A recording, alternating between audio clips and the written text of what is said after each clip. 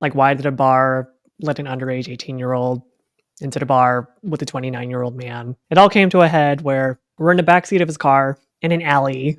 Doors are locked, and I'm just like, oh shit, shit's getting real. Like that fear setting in of what could happen even after the deed was done. He was still pressing noses with me. I remember just being deeply uncomfortable Uh-huh. and focusing on the fog emanating at night because I just needed something to like.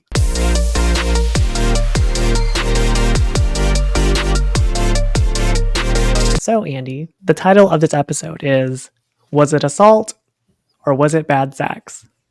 And honestly, I think my thoughts have evolved on this Mhm. question. We kind of touched upon it earlier Mhm. when you were asking, is my evolution of thought the result of my introspection on having been on that side of the fence? Mhm. Um, Mhm.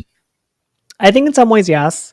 The reason why Andy was brought on for this episode was because Andy was my confidant my first year in college, which at the time I would have considered it one of my assaults. But in my head, there were 3 instances where I've been assaulted in the past. One was at a rave where I was very inebriated. And when you're in a state of mind, can someone really consent? That one was kind of mindfucky for me because my friends were standing right next to me. And from their observation, we were just 2 people having a good time. But Mhm. on my side, it was like parts were being tugged at that I didn't want tugged at. And I was very much under the influence. Mhm. But the first time was at college. And do you remember 29-year-old Yes. Andy? I didn't remember he was 29. But He was yes, I do 29 when I remember. was 18. Mhm. I don't know how much we were talking at that point. I don't know if you were aware of the age difference or that I was even going on a date or if you were just made aware after the fact. Made aware after the fact. And I mean, I can't blame you. I had told you I was homophobic at that point. So Yeah, we'll get to that. So at the time I considered it as assault, Mhm. but as I've gone through life and reflected, I've asked myself, was it assault or was it bad sex? Mhm. And I think I've come to the conclusion that it probably falls under the category of bad sex. Mhm. I mean, there were things about that night that I was not happy about.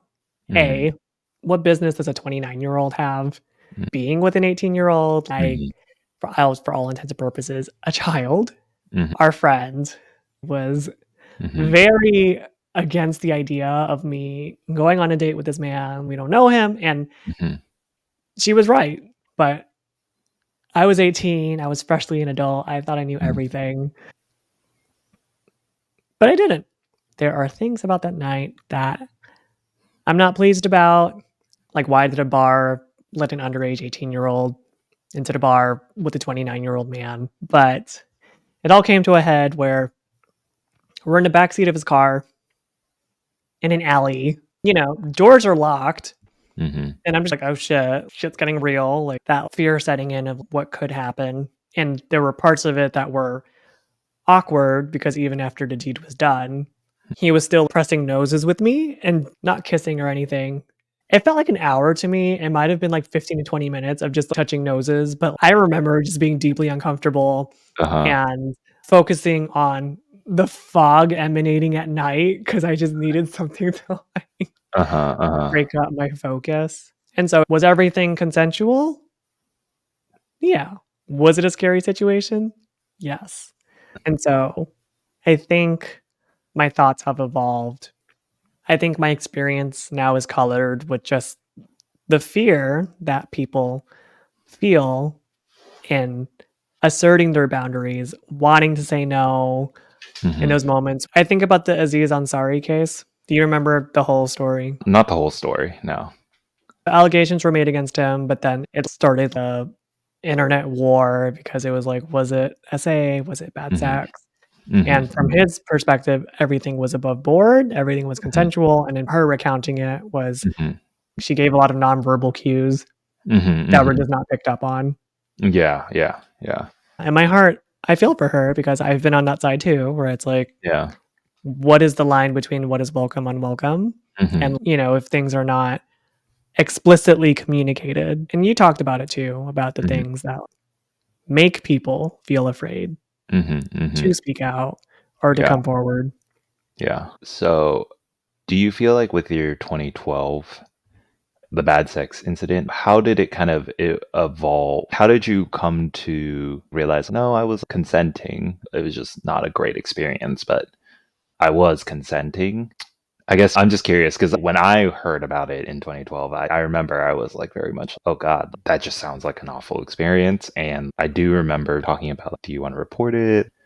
Do we want to take like actions or anything? I think part of it comes with age, and then I think about as the conversation has evolved to like Hmm. the differences between SA and this is all pre Me Too. Yeah, yeah. When Me Too, started a conversation Hmm. about the things that women and victims and survivors go through. And that's why now there's more information about sex education and consent. Hmm. Hmm. I was part of the Hmm. sex squad at UCLA. And then lo and behold, it was something crazy. Like 15 out of the 17 members were all survivors. Yeah. So 2012, we weren't talking about consent. It was a different time. And I think at the time, the conversation, when it came to assault, Hmm. Hmm. assault meant rape. We weren't talking about the varying degrees. We weren't talking about gray areas. And I think in a lot of ways, sometimes it's still very no means no. Yeah. So we weren't yet talking about the nuance. Yeah. So why reevaluating it? Why Uh-huh. revisiting it? Hmm. Part of it comes with age and wisdom. Like Hmm. again, like I look back at it now and it's like, was it assault? No, but an unhealthy power dynamic because of the age difference. Sure. I think part of it is also colored by the fact I now know the difference between what was consensual and now having been on the side of when things are not consensual. Yeah. Yeah. Yeah. So when I confided in you, were you just in a state of shock of I'm too homophobic for this shit?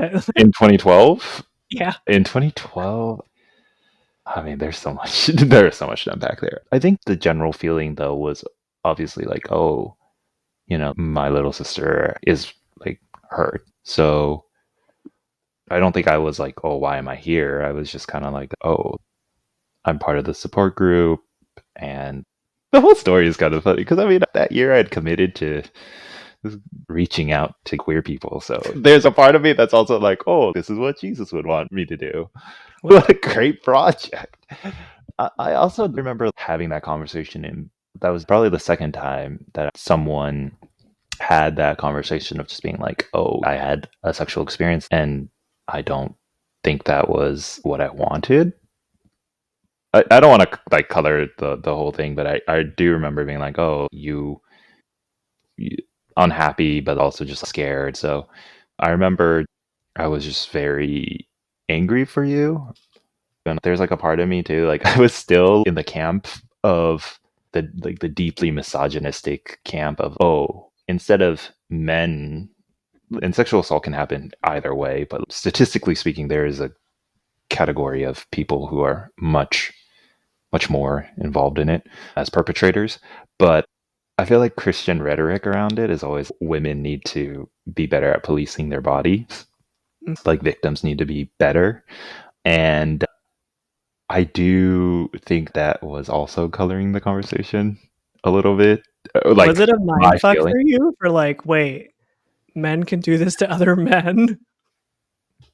No, I don't think that was like, I think that possibility always existed, and obviously I think it did also solidify though how dangerous men can be. I think the unfortunate part of that conversation for a lot of evangelical Christian people is not to blame men as hold them accountable and be like, oh, you need to be better. It's, oh, It's not dressing to attract. yeah, yeah. It's very much still the victim blaming mentality. So it was definitely this weird position for me where I was like, well, Cara, why did you go on a date with an older gentleman? But then also being like, fuck him, what is he doing? And so it's interesting too, because that whole conversation kind of did help push me more towards the position, thankfully, of being like, because I think I only cared about you and I wanted you to be happy and whole. So I think the conversation did kind of shift and start that journey of just being like, well, why am I trying to blame Kara for something that 29-year-old did. As I'm thinking about it more, I was like, yeah, I definitely had misogyny when I entered that conversation. And was I like surprised by being included? Yes, definitely. I Oddly flattered, touched. oddly just, oh yeah, thank you for inviting me into this conversation. No, for all men, of course. You are the male perspective. As a spokesperson of men and a sex therapist, let me tell you. Yeah.